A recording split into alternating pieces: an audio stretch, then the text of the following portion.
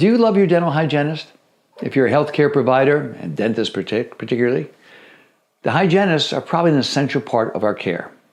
Now I'm a periodontist, and a lot of my periodontal colleagues don't love their dental hygienists. They find them an annoyance, a disruption. They find that they have to check the patients. They find that they get different personalities. In our practice, we have a pretty busy practice with 3 periodontists and 5 dental hygienists. That's a lot of people in the office. However, we work together as a team to keep our patients healthy. And I learned a long time ago in school, in my residency programs, and the literature tells us very clearly that periodontal surgery without follow-up care and good hygiene is pretty much worthless. So by doing bone grafting and implant surgery and all these kind of complicated, sophisticated things that we do is great for patients, but at least we can keep them healthy, it's pretty much a waste of our time. Matter of fact, most of the people that are having this treatment, if they're having periodontal surgery or they're having implant placement or bone grafting extractions, these are people that have lost their teeth because of poor hygiene. So it's really imperative that they keep their hygiene excellent at a very high level if we're going to keep them healthy for years to come. It's always irked me a little bit that in a healthcare society, we don't practice preventative maintenance. We give it lip service. Insurance companies don't really reimburse doctors for giving good advice.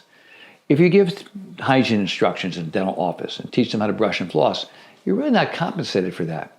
Same in a physician's office. If you talk to a patient about their diet and exercise, you're not really compensated for that. If you go in for bypass surgery because you have coronary artery disease, your chest is broken, it's split open, you have a 2-hour, 3-hour surgery, you have to recuperate.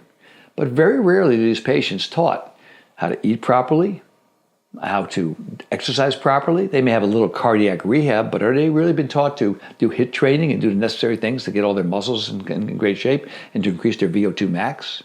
Are they talked about sleep? Does anyone monitor their sleep? Are they talked about mindfulness and decreasing stress? Probably the most important things to get people healthy is to eat properly, exercise daily, decrease stress, and improve sleep. But we're never talked about because they're not compensated.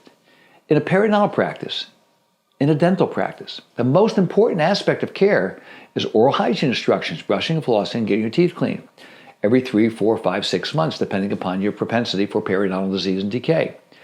There are 8 billion people in the world. Out of those 8 billion people, over 3 billion have oral diseases. It's the biggest epidemic in the world is oral disease, and that includes periodontal disease and caries. But yet we don't spend a lot of time talking to patients about that. Now, I'm a periodontist. I don't do fillings. I don't treat decay. I don't do crowns. What I do is I treat periodontal disease. I get people healthy by doing scaling, root planing, periodontal surgery, bone grafting, extractions, implants, etc. However, a lot of my patients come into me with very poor hygiene, and they have decay as well as periodontal disease. All of those patients get put into a program. And we'll give you a link at the end of this video to one of my forums on the diet history. Every one of those patients gets a diet history. It's a 4-day program. I have them write down everything that they eat for 4 days. And I evaluate it. They'll have them send it back to me in a PDF, or they can fax it to me. And I look at their diet. Oftentimes I find hidden sugar in their diet that they're not aware of. Most patients don't realize that sugar leads to caries.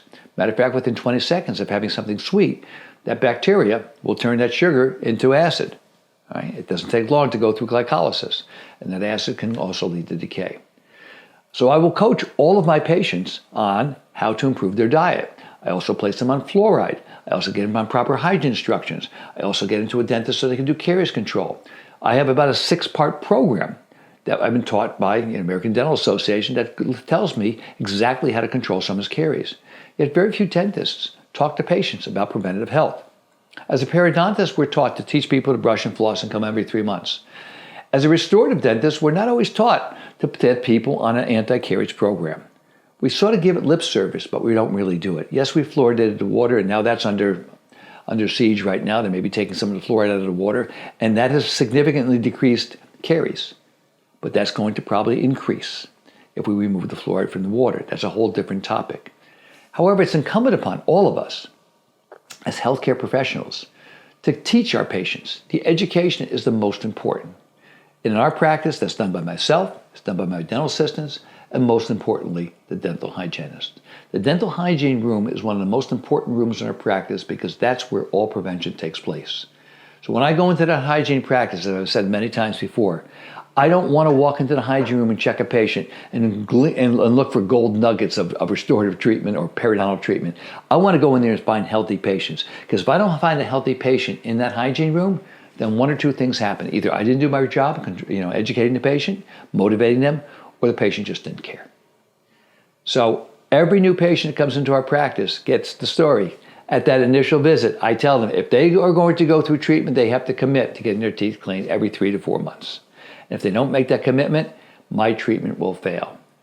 The literature is resplendent with many articles back to the early 60s and 70s talking about the importance of long-term maintenance to keep their teeth healthy. So it's a golden opportunity for you and all of your practitioners to educate your patients about the importance of dental hygiene, or if you're a physician, the importance of doing preventative care. In all phases of medicine and healthcare, it's important that we practice prevention.